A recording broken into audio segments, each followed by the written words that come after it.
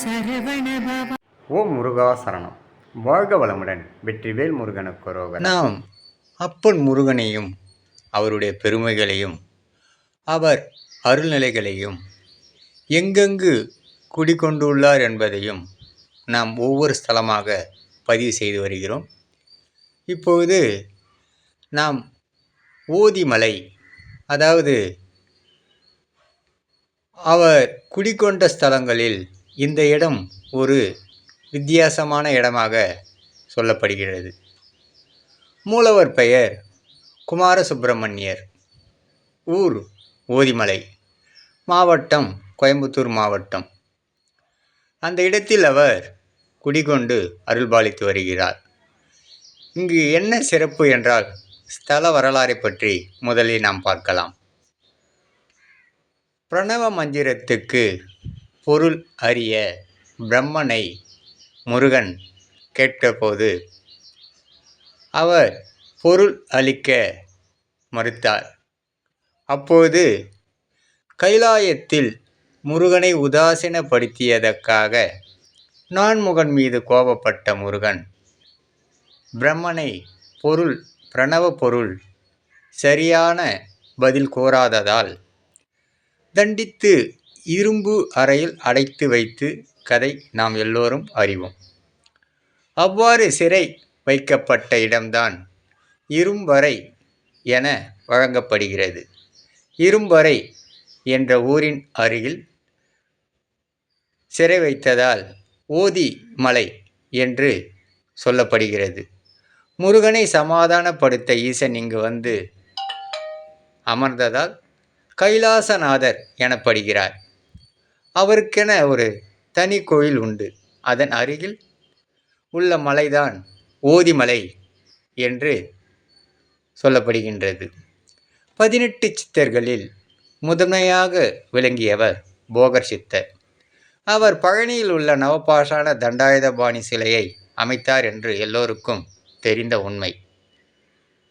இம்மலையின் வடகிழக்கு பகுதியில் போகர் தவம் ஏற்றி யாகம் நடத்திய அமைப்பு காணப்படுகிறது. அந்த இடத்தில் உள்ள திருமண் வெண்மை நிறத்துடன் விபூதியின் தன்மை கொண்டதாக இருக்கின்றது. ஆதியில் இத்திருமண் பிரசாதமாக வழங்கப்பட்டதாகவும் சொல்லப்படுகின்றது ஸ்தல வரலாறில். போகர் பழனி திருத்தலத்திற்கு செல்லும் வழி தெரியாமல் போகர் தத்தளித்த போது இம்முருகனை வேண்டி, அப்பா, எனக்கு பழனி செல்ல வழி தெரியவில்லை என்று வேண்டியுள்ளார். அப்போது முருகன் ஒரு முகம் 4 கரங்களுடன் சென்று வழிகாட்டியதாக சொல்லப்படுகிறது. வழிகாட்டிவிட்டு இம்மலையிலிருந்து சுமார் 4 கிலோமீட்டர் தொலைவில் உள்ள இடத்திலேயே தங்கிவிட்டார் குமரக்கடவுள். அங்கேயே தங்கி அருள்பாலிப்பதால் அவ்வூர் குமாரபாளையம் என பெயர் பெற்றதாகவும் ஸ்தல வரலாறில் கூறப்பட்டுள்ளது. ஆறுமுகத்தின் ஒரு முகம் 4 கரங்கள் போக மீதமுள்ள 5 முகங்கள் 8 கரங்களுடன் ஓதிமலை மீது அருள்பாலிக்கின்றார். இவ்வமைப்பு நாம் உலகிலேயே எங்கும் காண முடியாத அளவுக்கு ஆறுமுகப் பெருமானை நாம் பார்த்திருக்கலாம்.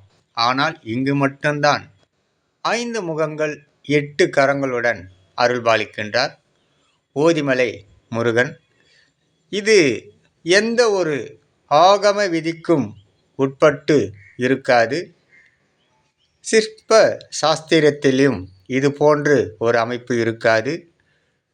இது அமைய பெற்றதனால் இங்கு ஓதிமலை முருகன் மிக சிறப்பாக அமையப்பெற்றுள்ளதாக சொல்லப்படுகிறது. மேலும் இங்கு தலப்பெருமையை நாம் பார்க்கலாம். தமிழகத்தில் எங்கெல்லாம் குடிகொண்டுள்ளாரோ குன்றெடுக்கும் இடமெல்லாம் குமரன் எடுக்கும் இடம் என்று கூறுவார்கள். அதுபோல் தமிழகத்தில் முருகப்பெருமான் குடிகொண்டுள்ள எண்ணற்ற குன்றுகளில் ஓதிமலை எனப்படும் இம்மலை சற்று வித்தியாசமானதாக இருக்கும். இம்மலைக்கு மிக அருகில் குன்றுகளோ மேடு பாகமான இடங்களோ இல்லாமல் இருக்கும் நிலையில் இம்மலை தனி மலையாக திகழ்கின்றது. முருகப்பெருமான் குடிகொண்டுள்ள இம்மலைகளில் மிகவும் உயரமானதும் செங்குத்து மலையாகும் இம்மலை. இதன் உயரம் சுமார் கடல் மட்டத்திலிருந்து 1000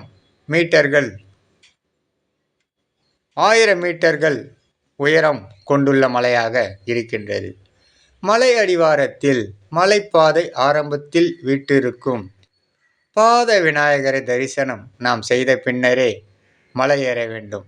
எந்த காரியம் நாம் தொடங்கினாலும் விநாயகரை முன்வைத்து விநாயகனே நமக்கு துணையாக இருந்து தன் தம்பியை காண வழிநடத்துகிறார் என்பதே இத்தலத்தின் ஒரு சிறப்பு அம்சமாக சொல்லப்படுகின்றது.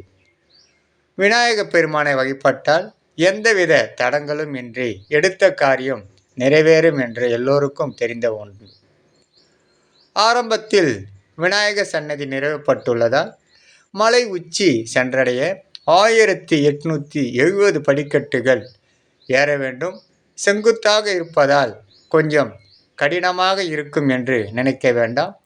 அவர் நினைவாலே ஏறும்போது ஒவ்வொரு படிக்கட்டும் நமக்கு வெற்றி படிகளாக அமையப்பெறும். சுமார் 850 படிகளை கடந்த பின்பு வெள்ள விநாயகர் எனும் சன்னதி உள்ளது. கோயிலில் முகப்பு நுழைவாயில் மண்டபத்தில் தென்பகுதியில் விநாயகப் பெருமான் உள்ளே தென்பகுதியில் மேற்கு நோக்கிய வண்ணம், பரமேஸ்வரி எதிரே சற்று உயரமான பகுதியில் இடும்பன் ஆகியோரது சன்னதிகள் உள்ளன. பிரதான மலைக்கோயில் கிழக்கு முகமாக உள்ளது. சுமார் 75 ஆண்டுகளுக்கு முன்பு செங்கற்களால் கட்டப்பட்ட கோவிலாக இருந்தது. 1932ஆம் ஆண்டில் கருங்கல்லினால் ஆன கற்கோயில்கள் கட்டப்பெற்று விமானமும் எழப்பட்டு மலை உச்சியில் சிறந்த சமதள பரப்பில் கோயில் அமைப்பெற்றுள்ளதாக ஸ்தலம் வரலாறில் சொல்லப்படுகிறது. நாமும் நேராக சென்றால் பார்க்கலாம். செம்பு தகடுகளால் கலநயத்துடன் வேயப்பட்ட நெடிதுயர்ந்த கொடி கம்பத்தை பார்க்கலாம். அடுத்து மயில் மண்டபம் உள்ளது.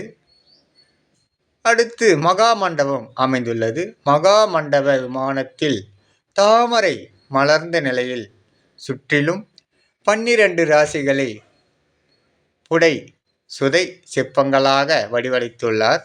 நுழைவாயில் வழியே உள்ளே சென்றால் மிக விசாலமான அர்த்த மண்டபத்தை நாம் அடையலாம்.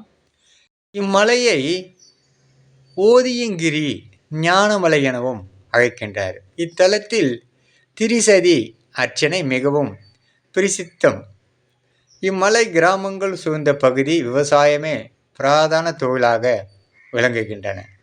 விவசாய சம்பந்தப்பட்ட காரியங்களுக்கென்று கிணறு வெட்டுதல், ஆழ்துளை கிணறு அமைத்தல், திருமணம், வியாபாரம், தொழில் சுபகாரியங்கள் போன்றவற்றிற்காக சுவாமியிடம் உத்தரவு கிடைத்த பின்பே செய்வதை பழக்கமாக கிராம மக்கள் அனைவரும் செய்து கொண்டு வருகிறார்கள்.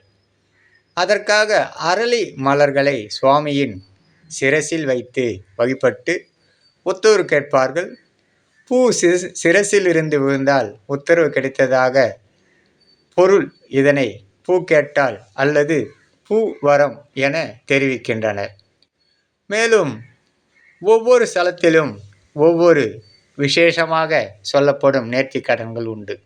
அதேபோல் இந்த ஓதிமலையில் திருமண தடை, குழந்தை பேரின்மை ஆகியவற்றுக்கு கிருத்திகை நாளில் முருகப்பெருமானுக்கு செவ்வரளி மலரை சாற்றி அர்ச்சனை செய்து வழிபட்டால் இங்கு பலன் கிடைக்கும் என்பதே பெரிய பிரார்த்தனையாக சொல்லப்படுகிறது.